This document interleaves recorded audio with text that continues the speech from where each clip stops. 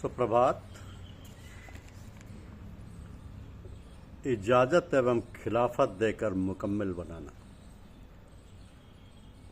इजाज़त एवं खिलाफत देकर मुकम्मल बनाना, यह हमारी आज की आध्यात्मिक चर्चा का विषय। पूज्यपाद महात्मा रामचंद्र जी के पास बड़े बड़े संत महात्मा तथा वैरागी उनसे मार्गदर्शन के लिए आते थे। महात्मा जी ने अपनी आध्यात्मिक शक्ति से मिनटों में उनके लक्ष्य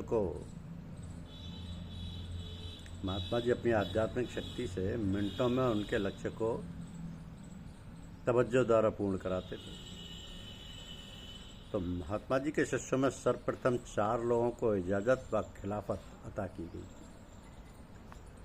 पूज्यपाद महात्मा डॉक्टर कृष्णलाल जी सिकंदराबादी, पूज्यपाद महात्मा श्याम बिहारी लाल फतेहगढ़ी, पूज्यपाद महात्मा चतुर्भुज सहाय मथुरा, पूज्यपाद महात्मा रामचंद्र जी साहब शाहजहाँपुर।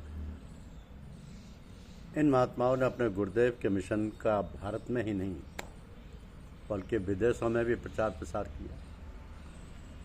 तो समर्थ गुरु महात्मा रामचंद्र जी के मिशन की हजारों शाखाएं भारत के विभिन्न हिस्सों में ब्रह्म विद्या का प्रचार प्रसार कर रही हैं।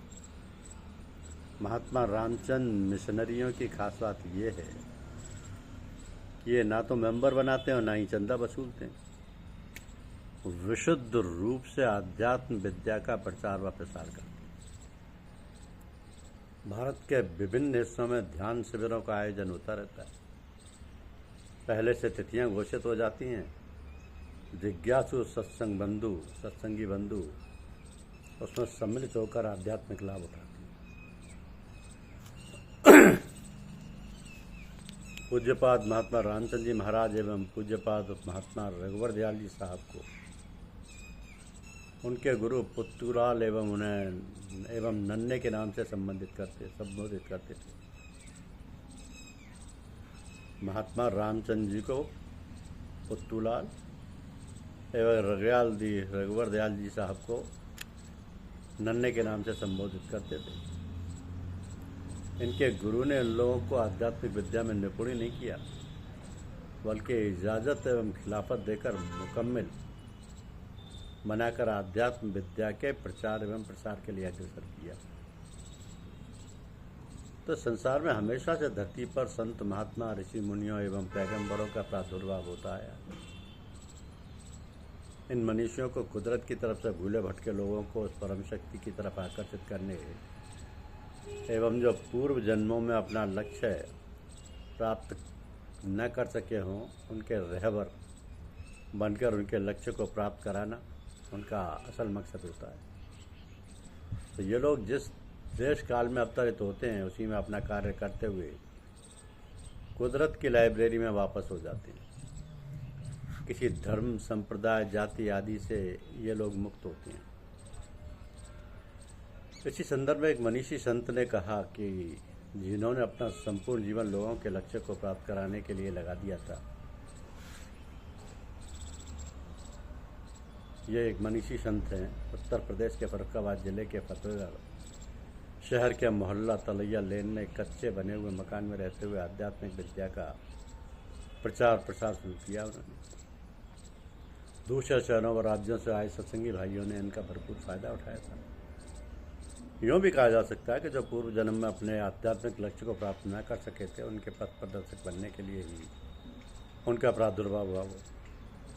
परंतु इसके साथ ही साथ यह भी सत्य है कि महात्मा जी के आसपास के रहने वालों को इस आध्यात्मिक विद्या की भनक तक नहीं लगी। यहाँ तक कि महात्मा जी के साथ कचहरी में कार्य करने वाले भी इससे अछूते रहे।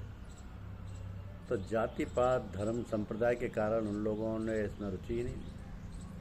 हालांकि आध्यात्मिक विद्या विशुद्ध रूप से हिंदुओं की ही देन है। जैसे कि महान सूफी संत मौलाना फजल अहमद खान साहब ने भी कहा था कि आदिकाल में यह विद्या हिंदुओं की थी, परंतु कालचक्र के प्रभाव में यह विद्या विलुप्त हो गई थी, जिसे मैं फिर हिंदुओं को सौंप रहा हूँ। तो मनु एवं शत्रुपा ने ईश्वर की उपासना हजारों साल तक की थी। उसी के एवज में ईश्वर ने उनको राम के रूप में पुत्र होने का वरदान दिया था। तो मनु एवं शत्रुपा ने किसी भी देवी देवता की उपासना नहीं की थी, अपितु ब्रह्मा विष्णु महेश के भी जनक अनादि अखंड अनंत परमपिता परमेश्वर के साक्षात्कार हेतु दुर्लभ आराधना की। सूफी मत में ईश्वर की आराधना व उपासना पर ही तवज्जो दी गई है। सूफी मत में पथ प्रदर्शक गुरु का बहुत महत्व है। गुरु के बिना आध्यात्मिक लक्ष्य को प्राप्त करना अत्यंत ही कठिन है।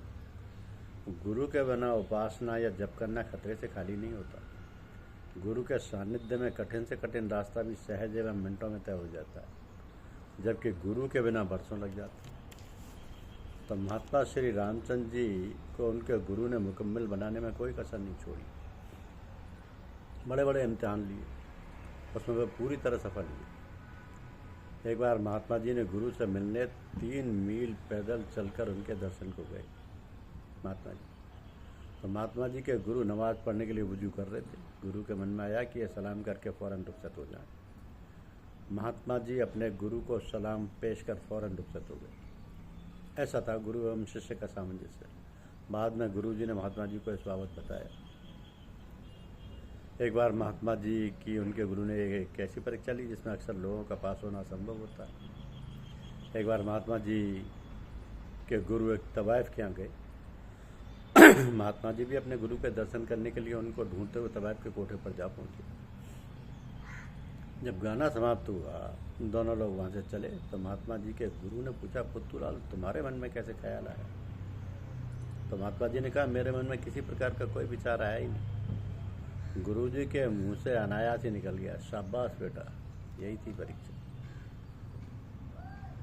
फतेहगढ़ शहर गंगा नदी के तट पर स्थित है। महात्मा जी के समय शहर की आबादी भी बहुत कम थी। अब तो कई कॉलोनी बन चुकी हैं।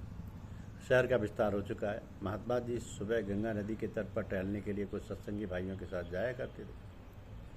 उन्होंने सत्संगी बंधुओं को बताया कि जो लोग पूजा पाठ करते हैं या किसी दूसरी तरह ईश्वर की आराधना करते हैं, वे लोग कभी न कभी पार लग ही जाएंगे। इस जन्म में नहीं तो अगले जन्म में। परंतु जो लोग असहाय हैं, जो कुछ नहीं कर सकते, उनको पार लगाना हमारा प्रमुख लक्ष्य है। तो महात्मा जी ने बताया कि गुरु के ऊपर शिष्य को किसी तरीके का दबाव नहीं बनाना चाहिए। अपनी इच्छा को जरूर जाहिर कर सकता है। पूज्यपाद महात्मा जी के पास एक उनके बहुत ही करीबी शिष्य आया जाया करते थे। उन शिष्य महोदय के पिताजी एक रिश्वत के केस में फंस गए थे। तो उन्होंने महात्मा जी से अपने पिताजी को केस से मुक्त कराने का आग्रह किया। एवं जब महात्मा जी ने भोजन करने के पश्चात सोने के लिए गए, तभी उन्होंने महात्मा जी के पैर दबाना शुरू कर दिए। काफ़ी समय के पश्चात महात्मा जी ने आंखें खोली तो देखा कि पैर दबा रहे। महात्मा जी ने कहा, जाओ आराम करो, परंतु वे सज्जन पैर दबाते रहे। दोबारा आंख खोलने पर महात्मा जी ने कहा, जाओ रात बहुत हो गई है, आराम करो जाकर, परंतु वह सज्जन फिर भी पैर दबाते रहे। तीसरी बार जब आंख खोलकर देखा कि अभी भी पैर दबा रहे हैं, महात्मा जी ने कहा, जाओ काम हो जाएगा। कुछ समय के पश्चात पता चला कि उन सज्जन के पिताजी रिश्वत के केस से छूट गए, परंतु इसकी उन्हें बहुत बड़ी कीमत चुकानी पड़ी। अपना मानसिक संतुलन खो बैठे, दबाव का नतीजा भुगतना पड़ा। तो महात्मा जी ने अपने पूज्यपाद महात्मा ब्रजमोहन लाल जी साहब, पूज्यपाद महात्मा रघुवर लाल जी के सुपुत्र साहब की तालीम खुद की थी, क्योंकि उनके गुरु का आदेश था कि इनकी तालीम की पूरी जिम्मेदारी तुम्हारे ऊपर है। महात्मा जी के गुरु ने भी इसमें पूरा सहयोग किया। महात्मा जी ने पूरी शिद्दत के साथ निर्वाह किया। इसका नतीजा यह निकला कि पूज्यपाद महात्मा ब्रजमोहन लाल जी साहब अपने समय के रोशन चिराग थे। महात्मा जी ने उनकी पढ़ाई लिखाई का ही ध्यान नहीं दिया, बल्कि आध्यात्मिक विद्या के साथ साथ गायन एवं वादन का भी मुकम्मल इंतजाम किया। इसी संदर्भ में पूज्यपाद महात्मा ब्रजमोहन साहब जी का एक वाक्य वर्णन किया जा रहा है कि पूज्यपाद महात्मा ब्रजमोहन लाल साहब पुलिस विभाग में थे। कुछ काल पश्चात महात्मा ब्रजमोहन लाल साहब का प्रमोशन किसी अच्छी पोस्ट पर हो गया था।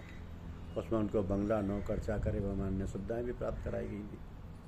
तो प्रमोशन का ऑर्डर महात्मा ब्रजमोहन लाल साहब ने महात्मा जी को दिखाया और कहा, यह हमारे प्रमोशन का ऑर्डर है। महात्मा जी आंगन में खड़े थे, वहीं पर उनकी पुत्रवधू पत्नी महात्मा ब्रजमोहन लाल साहब बैठी हुई। तो महात्मा जी ने वह प्रमोशन का ऑर्डर हाथ में लेकर फाड़ दिया और कहा, इसकी ज़रूरत नहीं है। पुत्रवधू के मन में आए हुए विचारों को महात्मा जी जान गए। बहू तुम्हारे मन में विचार आया कि देखो हमारे ससुर को हमारे अच्छे दिन आराम करने के दिन आए, बंगला नौकर चाकर मिले, इन्हें ऑर्डर ही फाड़ दिया। क्या ऐसा विचार तुम्हारे मन में आया? बहू ने हाँ में जवाब दिया। तो महात्मा जी ने समझाया कि बहू, उनकी पैदाइश दुनियावी कार्यों के लिए नहीं हुई है, बल्कि एक खास मकसद के लिए इनको भेजा गया है। भूले भटके लोगों को रास्ता दिखाना तथा जो लोग अधर्म में अटके उनको पार लगाना ही इनका मकसद है। तो पूज्यपाद महात्मा जी ने श्री शिव शंकर लाल जी गाड़ी खाना फतेहगढ़, जो कि पूज्यपाद महात्मा श्याम बिहारी लाल जी साहब के वालिद थे, कहा था कि जो काम मौजूदा समय में महात्मा गांधी जी कर रहे हैं वो मैं भी कर सकता हूँ, परंतु मुझको कुदरत की तरफ से इजाज़त नहीं। धन्यवाद। यूट्यूब चैनल को अवश्य सब्सक्राइब करें।